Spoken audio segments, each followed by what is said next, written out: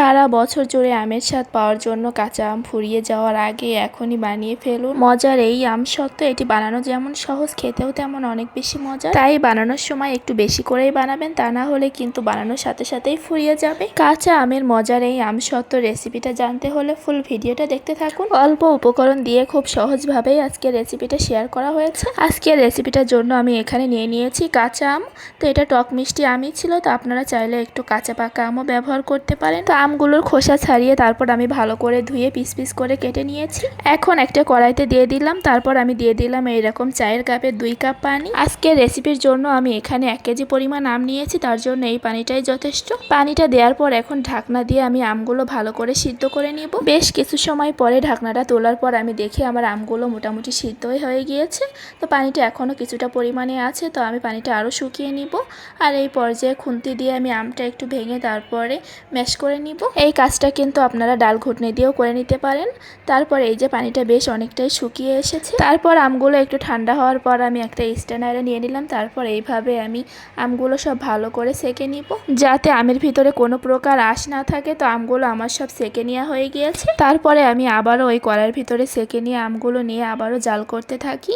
তো এই পর্যায়ে চুলার আঁচটা কিন্তু মিডিয়াম থেকে লোতেই থাকবে, আর অনবরত নাড়তে থাকতে হবে, তা না হলে আবার নিচ থেকে লেগে যেতে পারে। তারপর আমি এখানে দিয়ে দিলাম চিনি। তো এখানে প্রথমে আমি 1 কাপের একটু কম পরিমাণে চিনি দিয়েছিলাম। তারপরেও জিনিসটা আমার কাছে একটু টক লাগছিল, তো আমি চাচ্ছিলাম যে একটু টক মিষ্টি করার জন্য। তারপরে আমি আরও কিছুটা পরিমাণে চিনি অ্যাড করি। তো এটা কিন্তু আপনারা আপনাদের টেস্ট অনুযায়ী তারপরে অ্যাডজাস্ট করে নিতে পারেন। তারপরে আমি দিয়েছিলাম 1/2 চা চামচের একটু কম শুকনো মরিচের গুঁড়ো, আর তারপরে এখন দিয়ে দিলাম বিট লবণ। তো এক একটা জিনিস মেশানোর পরে কিন্তু আমি অনবরত এইভাবে নাড়তে থাকি। তারপরে আমসত্ত্বর কালারটা একটু সুন্দর আনার জন্য আমি এখানে অল্প পরিমাণে হলুদ দিয়ে দিই। তো এটা কিন্তু খুবই সামান্যই দিতে হবে। তারপর কালারটা আরও একটু সুন্দর আনার জন্য আমি এখানে 2 চা চামচ পরিমাণে খেজুরের গুড় অ্যাড করি। তো আজকে বাসায় খেজুরের গুড় না থাকাতে আমি চিনি দিয়ে এটা বানিয়েছি, তার জন্য আমি একটু গুড় অ্যাড করলাম। তার কারণে কিন্তু আমসত্ত্বর কালারটা অনেক বেশি সুন্দর আসবে। তো এটা যে কাঁচা আমের আমসত্ত্ব সেটা বোঝাই যাবে না। তো এখানে কিন্তু কোনো প্রকার কালারই ইউজ করা হয়নি, শুধুমাত্র একটু হলুদ, তারপর শুকনো মরিচের গুঁড়া আর একটু গুড় দেওয়ার কারণে কিন্তু এত সুন্দর একটা কালার আসছে। বেশ অনেকটা সময় জাল করে নেওয়ার পরে কিন্তু আমের ঘনত্বটা অনেক বেশি হয়ে গিয়েছে। এই যে খুন্তিতে নেওয়ার পরেও কিন্তু পড়ছিল না। তারপর আমি চুলা থেকে এটা নামিয়ে নিলাম। আগে থেকে আমি 2টা স্টিলের প্লেটে সরিষার তেল একটু মালিশ করে রেখেছিলাম, তাহলে কিন্তু পরবর্তীতে আমসত্ত্বটা উঠাতে আর সমস্যা হবে না। তারপর এখানে আমি পরিমাণ মতো আমটা দিয়ে দিলাম, দিয়ে এখন একটু ঝাঁকিয়ে তারপরে সব প্লেটে সেট করে দিচ্ছি। বাকি প্লেটেও আমি ঠিক একইভাবে আমসত্ত্বটা সেট করে নিব। আমসত্ত্বটা আপনারা কতটুকু মোটা বা পাতলা রাখতে চান সেইভাবেই কিন্তু দিয়ে নিতে পারেন। তো এখানে আমি খুব বেশি মোটা বা খুব বেশি পাতলাও করিনি, কারণ আমি যেহেতু শহরের বাসায় থাকি।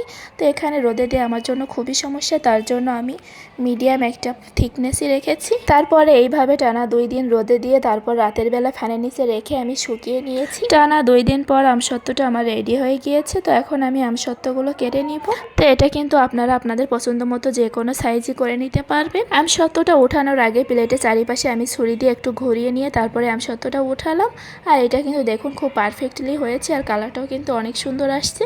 তারপর এখন আমি পিস পিস করে কেটে নিব। তো এইবারই কিন্তু প্রথমবার আমি আমসত্ত্ব বানিয়েছি, কারণ আমি যেহেতু শহরের বাসায় থাকি আর এখানে রোদে দেওয়া খুবই সমস্যা, তার কারণে কিন্তু এইসব আমার বানানোই হয় না। তারপরেও যেহেতু ছোট বাচ্চা আছে আর আমার বাচ্চা এসব খেতে খুবই পছন্দ করে, তার জন্যই বানিয়েছি। তো আমি এখানে কাটছিলাম আর সেও অপেক্ষা করছিল কখন কেটে তাকে দিব। ভিডিওতে হয়তো আপনারা দেখেও থাকবেন, সে কিন্তু আমার হাত টানাটানি করছিল, তারপরে আমি তাকে খেতে দিই। তো এটা খেয়ে কিন্তু সে অনেক পছন্দ করছে। তো আমি এখানে কাটতে কাটতে সে কিন্তু বেশ অনেকগুলো পিসই খেয়ে ফেলছে।